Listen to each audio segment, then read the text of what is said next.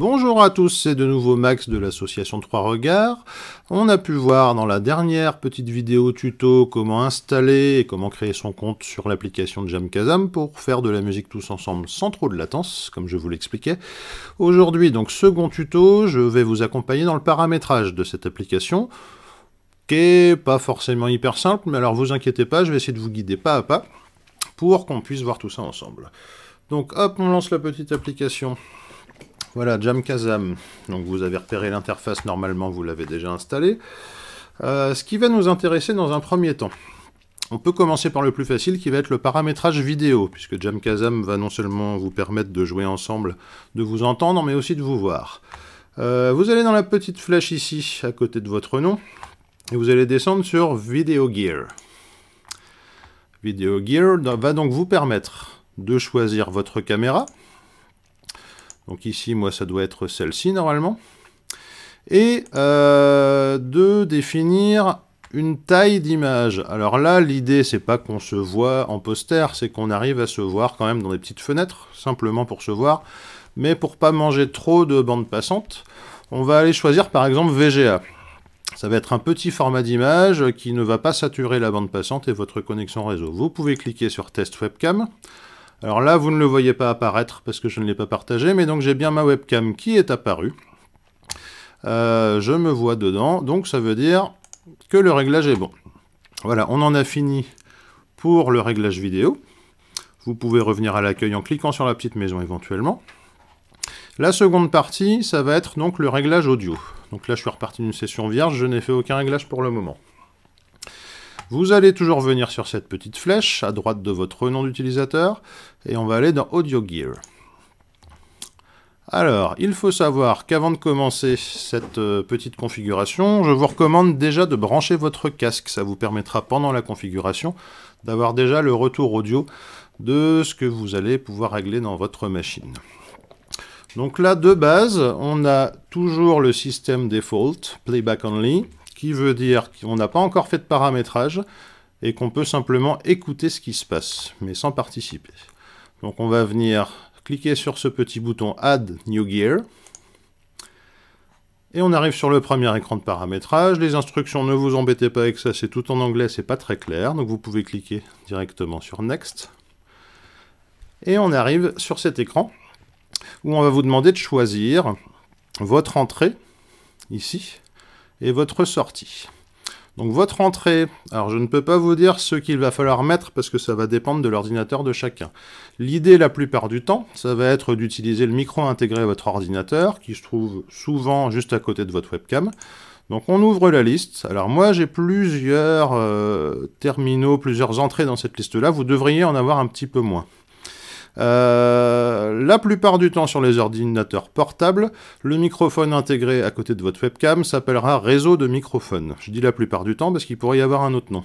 Ce que vous pouvez retrouver dans la liste autrement, que quasiment systématiquement, ça va être une ligne où il y aura input sur cette ligne-là, ce sera votre entrée mini jack qui se place sur le côté de votre ordinateur. Donc nous on va choisir le réseau de microphone qui est le microphone intégré à côté de la webcam. En entrée. Et en sortie, donc il va falloir choisir cette fois-ci les haut-parleurs, donc speakers. Je vais prendre les haut-parleurs qui ont souvent le même nom que mon microphone d'entrée. Vous voyez, pour moi, c'est réseau de microphone Connexant HD. En sortie, je vais choisir speakers Connexant HD. Là encore, j'ai plus de sorties que sur un ordinateur de base. Vous devriez en avoir un petit peu moins. On vient choisir les haut-parleurs.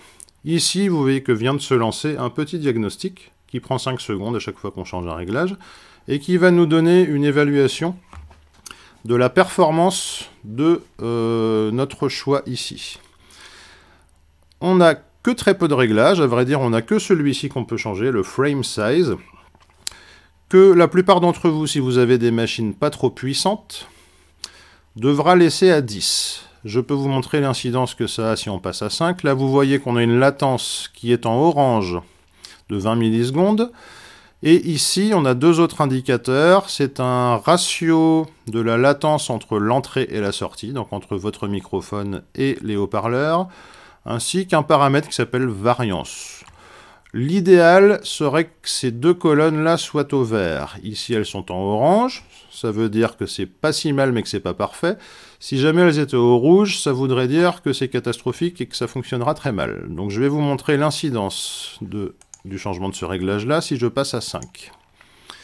Il me refait immédiatement un calcul. On remarque que la latence est passée au vert, c'est-à-dire que j'ai une latence qui est beaucoup plus acceptable. Et j'ai un ratio ici qui est aussi passé au vert, ça veut dire qu'en théorie, là, mon installation est bonne. Vous allez pouvoir cliquer sur suivant et je reviendrai sur ce fameux frame size après parce qu'on va pouvoir le modifier. Parce que ce changement-là a d'autres conséquences qui peuvent être négatives. Donc j'appuie sur suivant. À partir de là, on appuie encore sur suivant. Cet écran-là vous permettrait d'installer un second instrument ou un second micro. On ne verra pas ça dans ce tutoriel aujourd'hui. L'écran suivant vous propose de choisir d'utiliser un chat vocal. On ne l'utilisera pas, on clique sur suivant. On arrive à un écran play qui nous demande de tester. Alors si vous appuyez sur play, vous devriez entendre un petit bip bip dans chacune des oreilles. Je ne vais pas le faire parce que là ça va passer dans la vidéo, ce sera agréable pour personne. Mais donc si vous appuyez sur play, c'est simplement un petit test qui vous permettra de voir que votre casque fonctionne. Je peux donc encore appuyer sur next. Et enfin, il me dit bravo, on a réussi notre première configuration. Je peux fermer. Ici, vous voyez qu'on a toujours notre système default playback only. Et il a rajouté une petite ligne au-dessus qui vous rappelle votre configuration. Donc le in, qui est mon réseau de microphones intégré, et mon out, qui sont speakers, donc mes haut-parleurs, et par défaut, la sortie casque, puisque quand on branche un casque sur un ordinateur, ça coupe les haut-parleurs et ça redirige le son vers votre casque. Vous voyez entre parenthèses à la fin que c'est marqué Active, c'est-à-dire que vous pourrez vous créer plusieurs profils finalement, si jamais vous disposez de plusieurs micros, si jamais vous disposez de plusieurs casques, etc. Vous pourrez vous créer plusieurs profils, la plupart d'entre vous n'aura besoin que d'un seul profil. Pour venir choisir son profil après, donc dans votre cas, si vous êtes arrivé jusque-là, c'est déjà fait, mais vous pouvez cliquer sur Activate pour venir changer de profil. Là maintenant, j'ai remis le profil par défaut, puisqu'il est marqué Active. Donc je conserve le profil que je viens de créer, mon réseau de microphone, mes haut-parleurs en sortie, qui est bien active.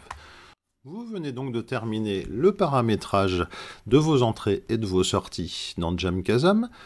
Et à partir de cette étape, il est fort possible que le plus dur soit déjà fait. Toutefois, je vais vous faire un troisième tuto pour pouvoir venir rectifier un petit peu des choses qui n'iraient pas lors de votre premier live.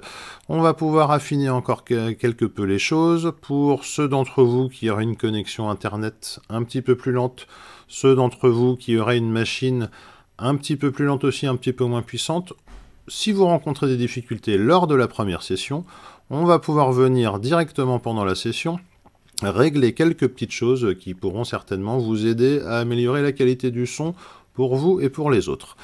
Voilà pour l'essentiel. Donc ce tuto, comme vous l'aurez vu, s'adresse plutôt aux personnes qui souhaitent avoir une config de base en utilisant le micro intégré et un simple casque. Pour ceux d'entre vous qui auraient une carte son, il y a quelques autres réglages à faire. C'est pas forcément évident qu'on va gagner beaucoup en latence. Par contre, avec la bonne carte son qui marche bien avec Jamkazam, on peut gagner énormément en latence et avoir des résultats vraiment chouettes. Pour ça aussi, je pourrais vous faire un petit tuto quand moi-même je serai équipé d'une carte son, ce qui n'est pas le cas, c'est en commande.